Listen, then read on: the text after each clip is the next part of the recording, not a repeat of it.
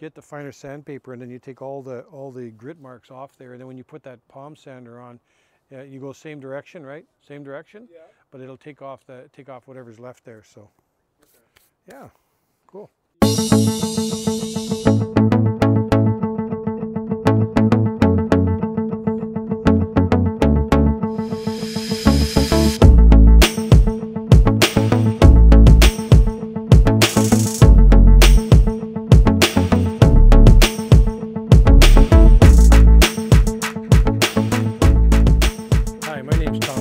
Truestar.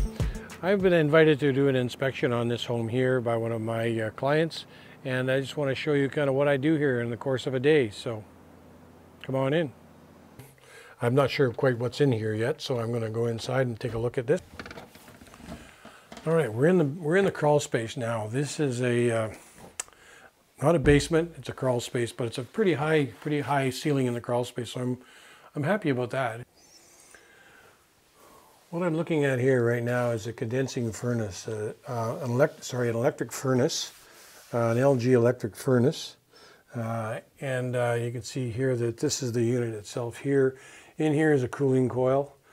And what happens is there's an external air conditioning unit outside. These are the refrigerant lines, supply and return.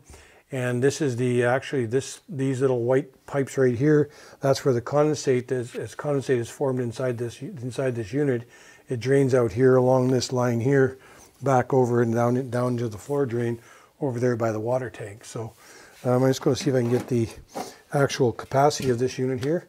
This shouldn't be stored inside. So and I can hear, so I can find it. I can't really locate the actual, or I can see the relative sequences of the various heat. These heaters are sequenced, so there's not just one big heater. There's 4 or 5 heaters in here, and as the demand goes up for more heat, these heaters kick in at different levels. So, and you can see here, this is the ducting right here. This is the air movers back in here, but this is the ducting. And what I like about this is he's got this mastic around here. That mastic is good. Just gives you proper sealing as well. And just to go back a minute, here's some more of your PEX piping in here, all of your piping, and there's your drain line there. So I digress a bit, but I wanted to show you how well this system is set up here. And also you could take a look at these hangers, these brackets right here. The brackets are spaced properly to give you the proper support for the piping itself. So that's the heating system, and outside is the air conditioner, is the outside conditioner. So that these lines lead to the outside, and it's got a R410A refrigerant in it. So, okay, what we're looking at here is the hot water tank. You can see it's a Bradford White hot water tank. Here's all the data on the tank itself. And I can see by looking at this serial number in here, there's an LJ number at the front. That means that it's 2014, October 2014. So that's when it was installed, or when it was built. And also that's 47 gallons or 177.9 liters. So what's been happening lately is the requirement is to have the hot water tank changed out every 8 to 10 years. But that depends on the actual quality of the water, the aggressiveness of the water, and how many people use it, how often this is used. So generally, a rule of thumb is 8 to 10 years, you're asking it to be replaced. And if you go over here a bit, you can see I'm showing you there's a drain line here, there's a catch basin right here, a pan for if the hot water tank leaks, and there's a floor drain right here. And coincidentally, the drain line from the coil over in the furnace comes down in here as well. So good arrangement. Okay. Yeah, this is what I do. I crawl through crawl spaces. We get into crawl spaces and we go wherever we can, you know, same as in attics. But in crawl spaces, you want to be curious because they're going to tell you a lot when you get in here. So you wander through this thing as far as you can. Like I see, I can get back in there. This is something that you see on the coast of Fairmount. There's a lot of rock, and this house is built on a rock, so that's why you see this huge rock outcropping. And that's just the way it is on the coast. If you're building close to the water, you're going to probably have a lot of rock. So anyways, yeah, I get up inside here and I take a look at the fasteners, make sure everything's copacetic, check out the supports that are in here, any remedial work they've done. and just check out the integrity of essentially the undercarriage of this house. So yeah, so this is kind of what I do, and I get into places where most people don't ever want to go. So the thing about my job is you cannot be afraid of closed space, small spaces, or spiders or critters, because you're going to find them when you're in houses. So yeah, especially in a crawl space. So this is clean and dry, and as I said, it's got a big rock in here, but that's just the way it is on the coast.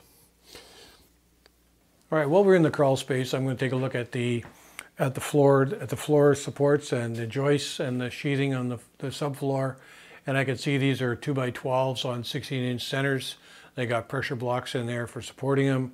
They've got a massive beams going down the center of this, or down one part of the house here. They've reinforced it over here as well at another time. So they've got four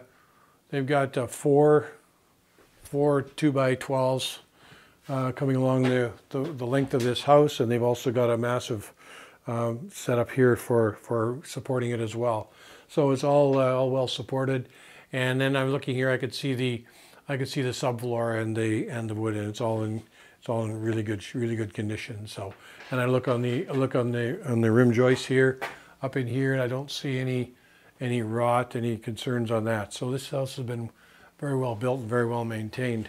And also, you take a look here. Here's one of your supports on that main beam, and there you are. You can see that it's been built up here. Should have some lag bolts in here to hold that in place. However, it seems to be a common thing that they've put them in here like this. So yeah, and you can see where they've had some work done in the foundations over time. It's a relatively old home, so that's it's pretty standard requirement.